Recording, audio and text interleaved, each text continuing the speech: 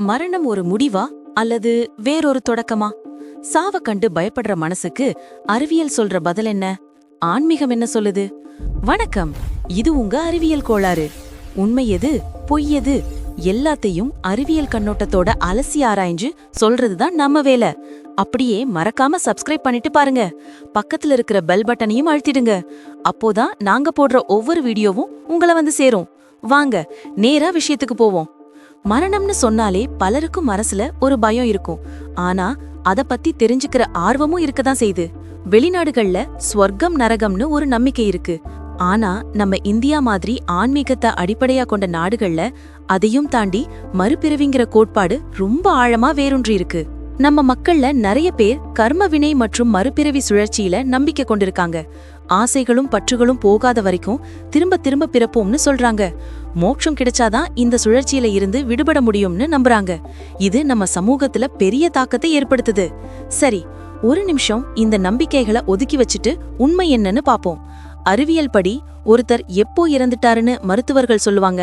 இதயம் துடிக்கிறது நின்னு மூளையோட மின் செயல்பாடு முற்றிலும் நின்று போனா நீங்க இறந்துட்டீங்க. இதத்தான் மூளைச்சாவு அல்லது இதயச்சாவுன்னு சொல்றோம். ஆனா இதுல ஒரு சுவாரஸ்யமான விஷயம் இருக்கு. இதயம் நின்னு கொஞ்ச நேரத்துல திரும்பி உயிர் பிழைச்சவங்க பக்கத்துல நடந்த விஷயங்களை நான் பார்த்தேன்னு சொல்றாங்க. சிலர் வெளிச்சத்தை நோக்கி போனதாவும் சிலர் ஆழ்ந்த வெறுமைய பார்த்ததாவும் சொல்றாங்க. இந்த அனுபவங்களுக்கு மரணத்தை நெருங்கிய அனுபவங்கள்னு பேரு. அறிவியல் இதை இன்னும் முழுசா புரிஞ்சுக்கல. மூளைக்கு ஆக்சிஜன் கிடைக்காதப்போ வர பிரம்மைகள்னு சிலர் நினைக்கிறாங்க. உண்மையிலேயே மரணம்னா என்ன நடக்குதுன்னு தெரிஞ்சுக்க ஆர்வமா இருக்கீங்களா? அப்போ மறக்காம ஒரு லைக் போடுங்க. மருத்துவ ரீதியா ஒருத்தரை திரும்ப உயிர் பிழைக்க வைக்க வெறும் 4 முதல் 6 நிமிடங்கள் தான் அவகாசம். ஆனா இந்த நேரத்தை தாண்டி உடல் உறுப்புகள் வேலை செய்யறத நிறுத்திட்டா அதுதான் உயிரியல் சாவு. கதை முடிஞ்சது. உயிரியல் சாவுக்கு பின்ன நம்ம உடலுக்கு என்ன நடக்குதுன்னு பாப்போமா? இந்த நிகழ்வுகள் கொஞ்சம் நல்லா இருக்காது. ஆனா இறந்த உடலுக்கு இத பத்தி கவலைப்பட தேவையில்லை. ஏன்னா அதுக்கு உணர்வுகளே இல்ல. உடல் இறந்த உடனே தசைகள் தளர்ந்துடும். அதனால ஆசனவாய் தளர்ந்து குடல்ல இருக்கிற கழிவுகளும் சிறுநீரும் வெளியேறலாம். வயித்துல இருக்கிற வாயுக்களும் வெளியேறி நாத்தத்தை ஏற்படுத்தும்.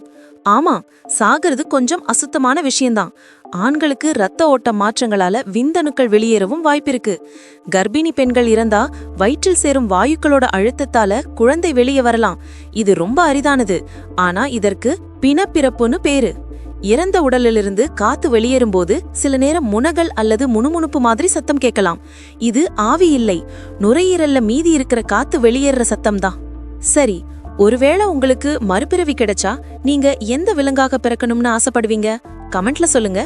ரத்தம் ஓட்டம் இல்லாததால ரத்தம் உடலோட தாழ்வான பகுதிகள்ல படிஞ்சிடும். அதனால அந்த பகுதிகள்ல அடர் ஊதா நிறம் வரும். இதற்கு லீவர் மார்டிஸ்னு பேரு. இதயம் நின்னுட்டதால உடலோட சூடு குறைய ஆரம்பிக்கும். சுற்றுப்புற வெப்பநிலையை அடையிற வரைக்கும் குளிர்ந்துட்டே போகும். இதற்கு ஆல்கர் மார்டிஸ் அல்லது மரண குளிர்ச்சின்னு பேரு. இறந்து 2 முதல் 6 மணி நேரத்துக்குள்ள உடலோட தசைகள் விரைச்சு இறுகிடும். இதற்கு ரிகார் மார்டிஸ்னு பேரு. இது 24 முதல் 48 மணி நேரம் வரை நீடிச்சு அப்புறம் தளர்ந்திடும். உடல்ல ரத்தம் ஓட்டம் இல்லாததால செல்கள் சிதைய ஆரம்பிக்குது. இது கிருமிகள் வளர வழிவகுக்குது. நகங்களோ அல்லது தலைமுடியோ வளர்ற மாதிரி தெரியும். ஆனா உண்மையில இது வளர்ச்சி இல்ல. தோல் சுருங்கி உள்வாங்கிறதால நகங்களும் முடியும் பெருசா தெரியுது. இந்த கட்டத்துல பாக்டீரியாக்களும் நுண்ணுயிர்களும் உடலை சிதைக்க ஆரம்பிக்குது. இது ரொம்ப மோசமான துர்நாற்றத்தை ஏற்படுத்தும். மென்மையான திசுக்கள் எல்லாமே திரவமாகிடும். எலும்புகளும் குருத்தெலும்புகளும் முடியும் மட்டும்தான் அதிக நாள் இருக்கும். நம்ம இந்திய சூழ்நிலையில பெரும்பாலான மதங்கள்ல தகனம், அதாவது எரிக்கிறது செய்யறதால உடல் சீக்கிரமே சாம்பலாகிறது. மத்தபடி புதைக்கப்பட்ட உடல் எலும்பு கூடா மாற சுமார் 8 முதல் 12 வருஷம் ஆகலாம்னு சில வல்லுநர்கள் சொல்றாங்க. மண்ணோட தன்மை, ஈரப்பதம், வெப்பநிலைன்னு பல விஷயங்களை பொறுத்து சிதைவு மாறப்படும். சுமார் 50 வருஷத்துக்கு அப்புறம் எலும்புகளும் மண்ணோட மண்ணா மாறிடும். அறிவியலின் உண்மை இப்படி இருக்க நம்ம கலாச்சாரங்கள்ல ஆன்மா பற்றியும் அடுத்த வாழ்க்கை பற்றியும் பல நம்பிக்கைகள் இருக்கு. இந்து மதம், பௌத்தம், ஜைனம், சீக்கியம் மாதிரியான இந்திய தர்மங்கள் கர்ம வினையால நாம திரும்ப திரும்ப பிறக்கிற சம்சாரா சுழற்சியில நம்பிக்கை வைக்கிறாங்க. இந்த கர்ம சுழற்சியில இருந்து விடுபட முழுமையான ஞானம் பெறணும்னு சொல்றாங்க. இந்த மாதிரி இன்னும் நிறைய அறிவியல் கோளாறுகளை தெரிஞ்சுக்க நீங்க சப்ஸ்கிரைப் பண்ணிட்டீங்களா? இல்லனா இப்பவே பண்ணுங்க. உடல் சிதைஞ்சு மண்ணோட மண்ணா போகுதா, இல்லனா ஆன்மா மறுபிறவி எடுக்குதா? ஸ்வர்க்கம் நரகம்னு ஒன்னு இருக்கா? இதற்கான பதில்கள் உங்களுக்குள்ள இருக்கிற நம்பிக்கையை கொளுத்துதான் அமையும். மரணம் நிச்சயம்னு தெரிஞ்ச நாம இனிமேலாவது ஒவ்வொரு நொடியும் வீணாக்காம சந்தோஷமா மனசுக்கு பிடிச்ச மாதிரி வாழ ஆரம்பிப்போம். ஏன்னா இந்த வாழ்க்கை ஒரு முறைதான். மரணம் நிச்சயம்னு தெரிஞ்ச நாம நம்ம வாழ்க்கையை எப்படி வாழப் போறோம்ன்றதுதான் முக்கியமான கேள்வி.